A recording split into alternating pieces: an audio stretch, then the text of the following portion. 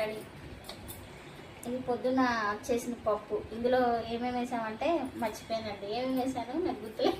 వండిన దానికి నాకే గుర్తులేదు. అదేంటది వేసినపప్పులు, తర్వాత బొబ్బర్లు, శనగలు, రాజ్మా, తర్వాత వచ్చేసి పెసర్లు, ఆకుకూర పప్పు అనమాట. అలాగే పెరుగు. చాలా బాగుంది. మిల్లెట్స్ చపాతీ అనమాట. మీరు కూడా ఒకసారి ట్రై చేయండి, చాలా బాగుంది. మల్టీగ్రేడ్ చపాతీ.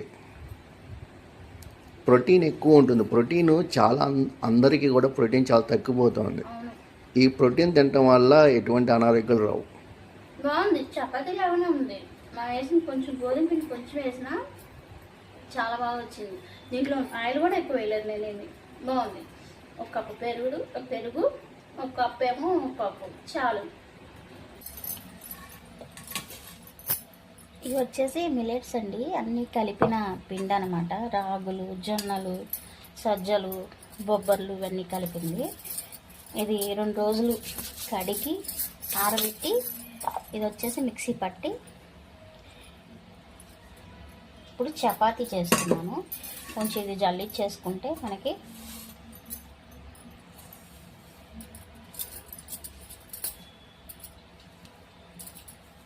కప్పున్నర వేసాను.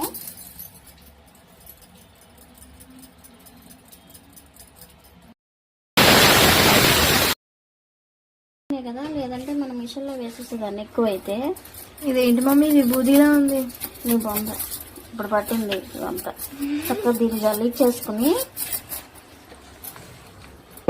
జల్లిచ్చేసి లేదు, దూరం నుంచి విభూతిలాగే ఉంది.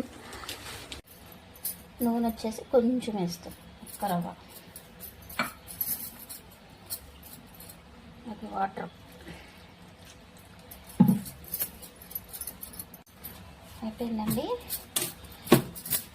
ఉదయం చేసిన పప్పు ఉంటుంది కదా, పప్పు కానీ ఏదో ఒక ఆకుకూర ఉంటుంది కదా, దాంతో చక్కగా సాయంకాలం కూడా అది వేసుకుని తినచ్చు అన్నమాట. ఇందులో కొంచెమే నూనె వేసాను. ఇది బాగా నానాలి, అందుకని 2 గంటల ముందు నేను నానబెట్టుకున్నా.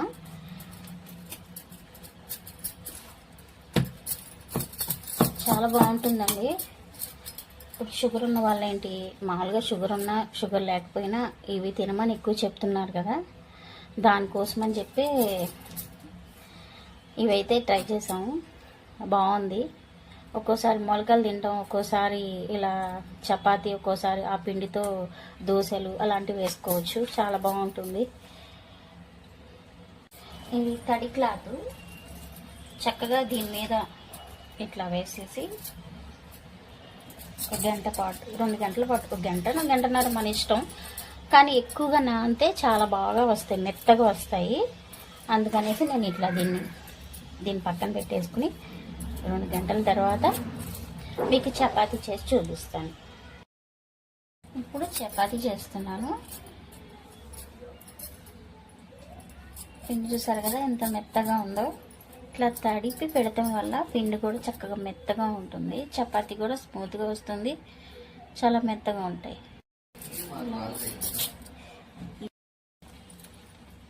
ఫస్ట్ పిండిలో ఇట్లా వేసి కొంచెం ఇలా వేసి బాగా చపాతీలాగానండి. కాకపోతే ఏంటంటే బాగా పలచగా మటుకు చేయకూడదు. ఫైబర్ ఎక్కువ ఉంటుంది, అలాగే ప్రోటీన్.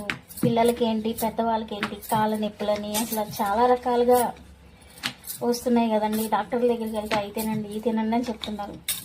మనం ఇంట్లో ఇలా చక్కగా చిన్నవి చేసుకొని తినడం వల్ల హెల్త్ కూడా బాగుంటుంది.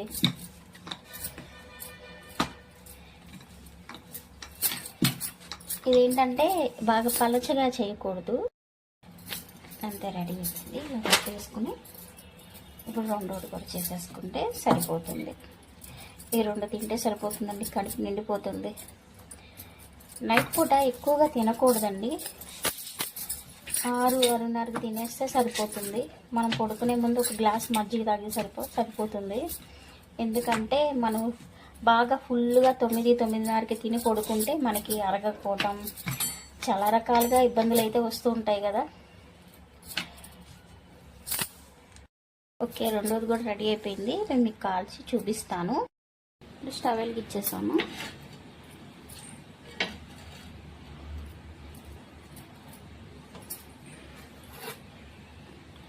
సారీ, ఆగిపోయినట్టుంది. స్టవ్ వెలిగించేసి కొంచెం దీన్ని ఇలా తగ్గించి పెట్టుకుంటే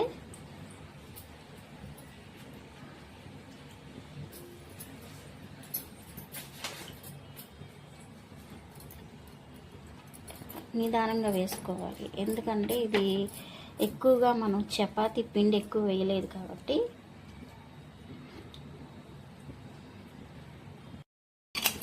కొంచెం ఇట్లా ఎక్కువ వేయట్లేదు.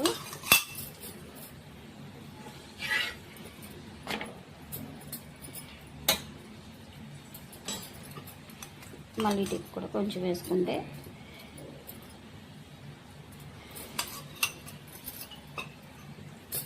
సరిపోతుంది. నూనె ఎక్కువ వేయలేదు కాబట్టి ఇట్లా వస్తుంది. చూసారు కదా, చపాతీలాగా మొత్తం. మనం గోధుమ పిండి తక్కువ వేసాము, ఇవన్నీ ఎక్కువగా ఉన్నాయి కదా. రెడీ. ఇది పొద్దున్న చేసిన పప్పు. ఇందులో ఏమేమి వేసామంటే మర్చిపోయానండి. ఏమేమి వేసాను నాకు గుర్తులేదు. వండిన దానికి నాకే గుర్తులేదు. అదేంటది, వేసిన పప్పులు, తర్వాత బొబ్బర్లు, శనగలు, రాజ్మా, తర్వాత వచ్చేసి పెసర్లు, ఆకుకూర పప్పు అనమాట. అలాగే పెరుగు. చాలా బాగుంది. మిల్లెట్స్ చపాతీ అనమాట. మీరు కూడా ఒకసారి ట్రై చేయండి, చాలా బాగుంది. మల్టీగ్రేడ్ చపాతీ. ప్రోటీన్ ఎక్కువ ఉంటుంది. ప్రోటీన్ చాలా అందరికీ కూడా ప్రోటీన్ చాలా తగ్గిపోతుంది. ఈ ప్రోటీన్ తినటం వల్ల ఎటువంటి అనారోగ్యాలు రావు. బాగుంది. చపాతీ లాగానే ఉంది. మనం వేసిన కొంచెం గోధుమ పిండి కొంచెం వేసినా చాలా బాగా వచ్చింది. దీంట్లో ఆయిల్ కూడా ఎక్కువ వేయలేదు నేనేమి. బాగుంది. ఒక కప్పు పెరుగు, ఒక కప్పు ఏమో పప్పు చాలు.